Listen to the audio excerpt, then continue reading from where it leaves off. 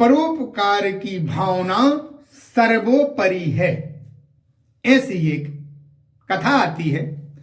एक बार कृष्ण भगवान और अर्जुन दोनों भ्रमण के लिए निकले। जैसे भ्रमण के लिए निकले तो अर्जुन की दृष्टि एक भिखारी के ऊपर पड़ी। अर्जुन ने भगवान से कहा, बोले भगवान, इस भिखारी पर मुझे कुछ दया आ रही है, कुछ तरस आ रहा है, मैं इसकी कुछ मदद करना चाहता हूं। भगवान ने कहा, ठीक है, तुम्हारे भाव का स्वागत है, अच्छा है, तो किसी की मदद करना, किसी का सहयोग करना अच्छा है। अर्जुन ने बुलाया और कहा कि ये सोने की असरपियों की थैली है, इसे आप ले जाओ, इसे बेच करके आप परिवार का उदर पोषण भरण पोषण करना, और आज के बाद अब भिक्षा के लिए नहीं जाना, क्योंकि जो है तुम वृद्ध हो, पूरे दिन भिक्षाटन करते करते थक जाते होगे, इसलिए सोने की असरपियां की थैली ले जाओ, इसे बेच करके अपने परिवार का उदर पोषण करना, अन्य अपना कोई बिजनेस व्यापार इसी से शुरू कर देना। अब उसने वो अर्जुन की दी हुई सोने की असरफियां ली और जैसे ही वो पहुंचा, रास्ते में चला और रास्ते में चिंतन करने लगा, जाकर के सोने की असरफियां बेचूंगा, पत्नी को जेवर खरीदेगा, बच्चों के लिए सुंदर सुंदर वस्त्र लाऊंगा। इस तरीके से सब अपने ही बारे में चिंतन, केवल अपने ही बारे में चिंतन करते चला गया। रास्ते में जो है एक जंगल मिला, वहां से वह चिंतन सोच करते हुए जा रहा था, इतने में वहां एक चोर मिला, और जैसे ही चोर मिला, चोर ने इसे लूट लिया, और जो सोने की असरपियों की थैली थी वो चोर ने ले ली। घर गए आए और घर जाके दूसरे दिन फिर भिक्षा मांगने के लिए निकला। दूसरे दिन जब फिर भिक्षा मांगने के लिए निकला तो ब्राह्मण भेषधारी भगवान और ब्राह्मण भेषधारी अर्जुन, जो ब्राह्मण का भेष बनाए हुए विचरण कर रहे थे, फिर मिल गए। और भिखारी से ब्राह्मण भेषधारी अर्जुन ने कहा, बोले हे भगवान, बोले मैंने कल आपको सोने से की असरफियों से भरी हुई एक थैली दी, और आप इतने लोभी, इतने लालची हैं कि कल एक सोने की जो है असरफियों से भरी हुई थैली दी, फिर भी आप उसको पाने के बाद भी आप भिक्षा मांग रहे हैं। भिखारी ने अपनी सारी घटना सुना दी कि हे ब्राह्मण देवता, जो आपने मुझे सोने की असरबियों से भरी हुई थैली दी थी, वो मैं लेके जा रहा था, रास्ते में चोर मिले और उन्होंने वो सारी छीन ली। अर्जुन ने कहा, अब मैं तुम्हें ऐसी वस्तु दूंगा कि उसे चोरों की नजर भी उस पर नहीं जाएगी। अर्जुन ने एक माणिक, एक हीरा दे दिया, कहा इसे छिपा के ले जाओ, इसे कोई नहीं छीन पाएगा।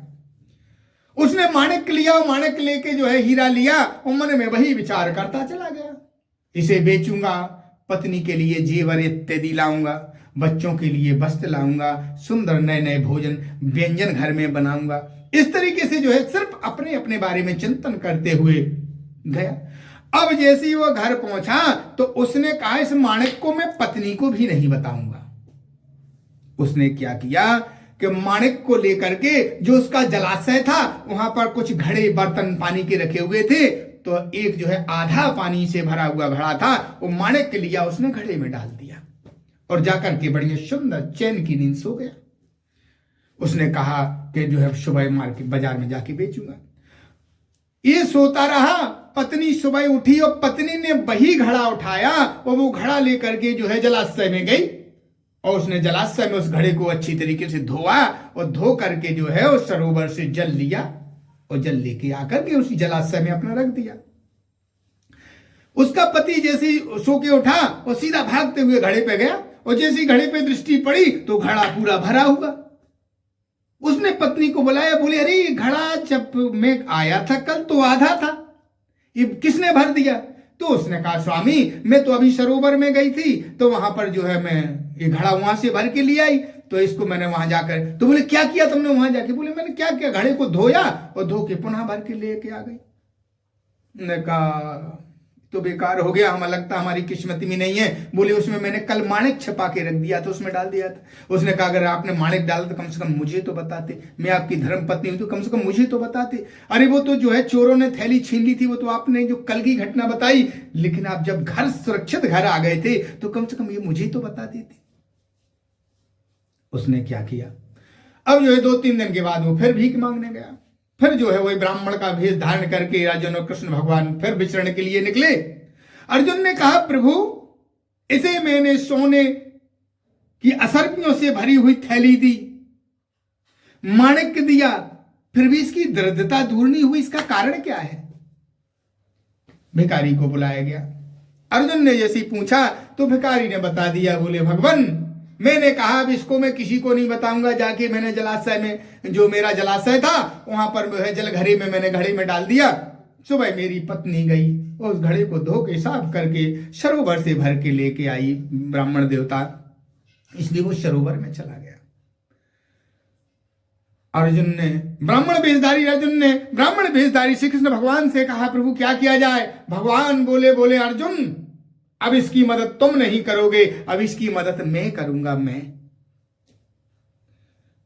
ब्राह्मण भेषधारी अर्जुन बोले, प्रभु ऐसा क्यों? बोले, अभी तक तुमने इसे जो धन दिया है इसने केवल अपने बारे में सोचा है, अपना स्वार्थ सोचा है, लेकिन अब मैं इसे जो मैं धन दूंगा इसे अपना नहीं, एक परोपकार सोचेगा और परहित सोचेगा। और जब परोपकार का भाव इसके हृदय के अंदर आ जाएगा और जब ये परोपकार के कार्य में शुरू हो जाएगा तो इसके रातों रात इसकी किस्मत अपने आप बदल जाएगी।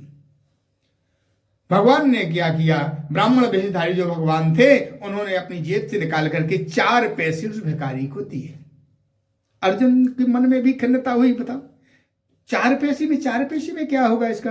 भिखारी को भी लगा कि 4 पैसे में क्या होने वाला है, उसने लिए वो चलता बना।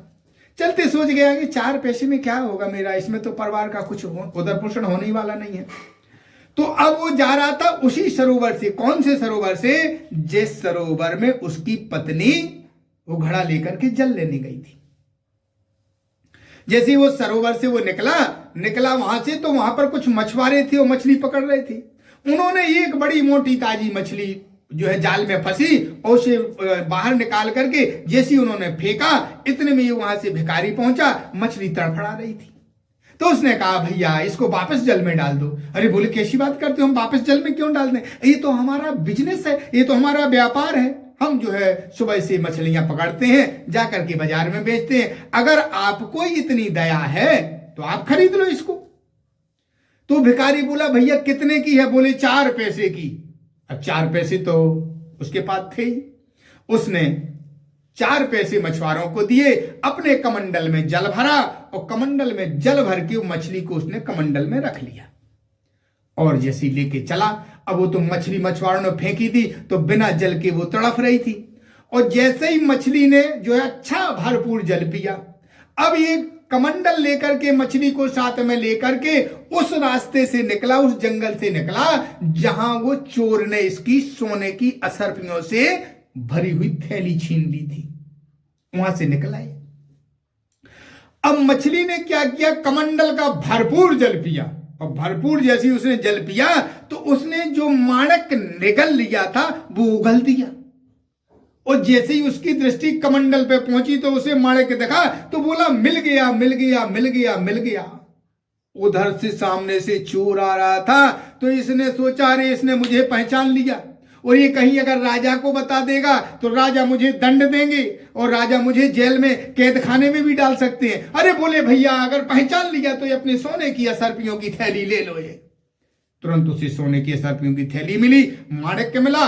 हंसते जो है प्रसन्नता के साथ सीधा वो अपने घर पहुंचा और घर पहुंचने के बाद फिर वो महीनों भीख मांगते हुए नजर नहीं आया। एक दिन कृष्ण भगवान और अर्जुन फिर भ्रमण के लिए निकले तो अर्जुन बोले प्रभु वो भिखारी तो अब नजर ही नहीं आ रहा। भगवान बोले, क्यों आएगा? मैंने कहा था ना कि जो आपने धन दिया उसने केवल अपने बारे में सोचा और जो मैंने धन दिया वो परोपकार के बारे में सोचा, इसलिए वो आनंद से होगा। इस प्रकार ब्राह्मण भेषधारी अर्जुन और ब्राह्मण भेषधारी श्री कृष्ण भगवान जब उसके पास पहुंचे तो उसने अपनी सारी कथा सुनाई। तो इसलिए अर्जुन से भगवान ने कहा, अर्जुन जो परोपकार का कार्य करता है, जो उपकार का कार्य करता है, दूसरों की मदद करता है, किसी की प्राण रक्षा करता है, तो उसको किसी प्रकार का जीवन में कष्ट नहीं होता। दिन दिनों रात चौगनी उसकी संपत्ति बढ़ती है, खोई हुई संपत्ति उसको प्राप्त हो जाती है। इसलिए जीवन में हमेशा परोपकारी बने, अपनी जो है अपनी सहायता, दूसरों की सहायता, अपनी जितनी आपके पास सामर्थ्य है, अपने सामर्थ्य के अनुसार दूसरों की मदद करते रहें, परोपकार का कार्य करते रहें, सबके काम आते रहें। यही जीवन की एक सार्थकता है और यही जीवन का एक उद्देश्य है।